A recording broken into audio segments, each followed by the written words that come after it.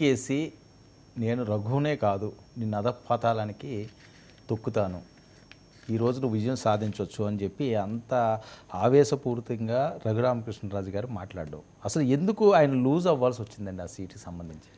రామారావు గారి జమున మంగమ్మ శపథం, చిరంజీవి చాణక్య శపథం, ఇప్పుడు రఘురామ శపథం. ఈ నిన్నటి నుంచి వింటున్నది, వ్యాఖ్యానం కూడా చేస్తున్నదే వర్మ గారు.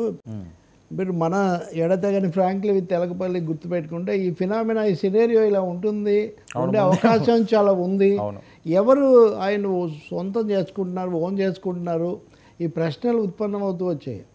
తాడేపల్లిగూడెం సభలో త్రిమూర్తులు అని అభివర్ణించిన ఆ వేదిక మీద ఆయన పాల్గొన్నప్పుడు కూడా తన మూర్తి ఎటువైపు ఉందో, ఎక్కడ కనిపిస్తుందో ఆయన చెప్పలేకపోయారు. దాన్ని దాటేశారు. నేను ఏ పార్టీయో తర్వాత చెప్తానని. నేను ఆ రోజు కూడా మీతో నేను కామెంట్ చేశాను. ఇక్కడ సమస్య అంతా ఏంటంటే, ఏదో గ్రామంలో గ్రామదేవత మీద ఎవరో కాలు పెడితే ఎవరినో మింగేస్తానంటుందంట ఆమె. కాలు పెట్టింది ఆయన కదా, మరి నన్ను ఎందుకు మింగుతావు అంటే వాడి మీద నా మహిమ పనిచేయదు అందట. ఇప్పుడు టికెట్ ఇవ్వంది ఎవరు, ఆయన శపథం చేస్తుంది ఎవరి మీద? ఇది పెద్ద ముఖ్యమైన ప్రశ్న. అంటే ఎవరిని చేజరించు జగమేవాని లోపల నుండి అన్నట్టుగా మొత్తం భారతదేశాన్ని ఒంటి వేలి మీద తిప్పుతున్న నరేంద్ర మోదీని కూడా కమాండ్ చేసేటంత శక్తి జగన్మోహన్ రెడ్డికి, ఆంధ్రప్రదేశ్ ముఖ్యమంత్రికి ఉందని భావిస్తున్నారా రఘురామరాజు గారు? ఓకే, ఆయన మీకంటే నాకంటే కూడా ఎక్కువ ఎయిర్ టైం ఆయన తీసుకొని ఉంటారు. ఒక ఛానల్ కదా, అన్ని ఛానల్స్లో కూడా బహుశా ఇలాంటి క్యారెక్టర్ ఇంతగా టీవీలో నేనైతే ఇంతవరకు ఎప్పుడు చూడలేదు, చూడడానికి కూడా సాధ్యం. అది తెలుగు మీడియాకున్న పరిస్థితిలో అది సాధ్యమైంది. ఆయనకు జగన్కు ఉన్న అగర్భ శత్రుత్వం ఎట్లా ఉన్నా ఆయన అనేక సమస్యలు మాట్లాడాడు. పోలీసులు కూడా అరెస్టులు, కొట్టడాలు, సుప్రీంకోర్టు దాకా వెళ్ళడాలు, ఇవన్నీ ఓకే. కానీ ఆయన రాజకీయ గమనం ఏంటి? అల్టిమేట్గా ఆయన ఎవరితో ఉన్నారు అన్నది ఊహించినట్టు మీరు ఎవరు ఊహించినట్టు మీరు అన్నారు. ఊహించిందే నిజానికి. ఎందుకని మీరు ఈరోజు బీజేపీ, నేను ముందు నుంచి వెనక్కి వెళ్తా, అటు నుంచి రావటం నిన్నటి నుంచి జరిగింది కాకుండా, ఈరోజు బీజేపీ అధికార ప్రతినిధి ఒక ఆయన ప్రకటన చేశాడు, సత్యమూర్తి లక్ష్మీపతిరాజు.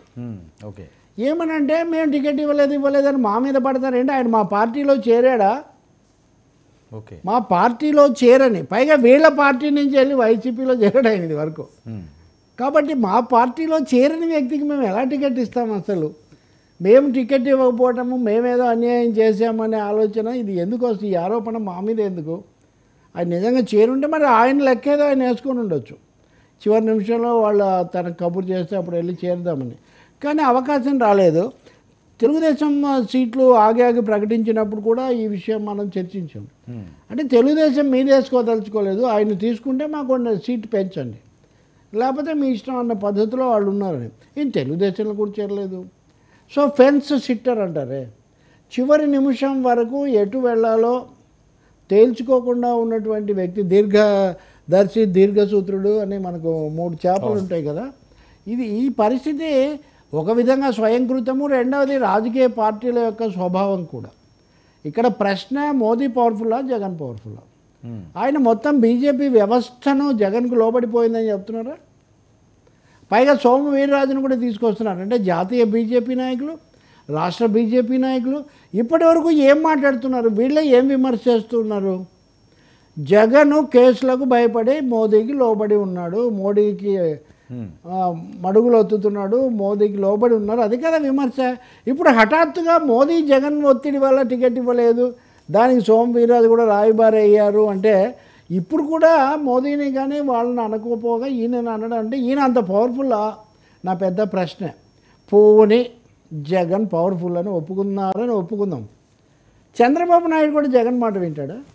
తెలుగుదేశం పార్టీ ఆయనకి ఎందుకు టికెట్ ఇవ్వలేదు?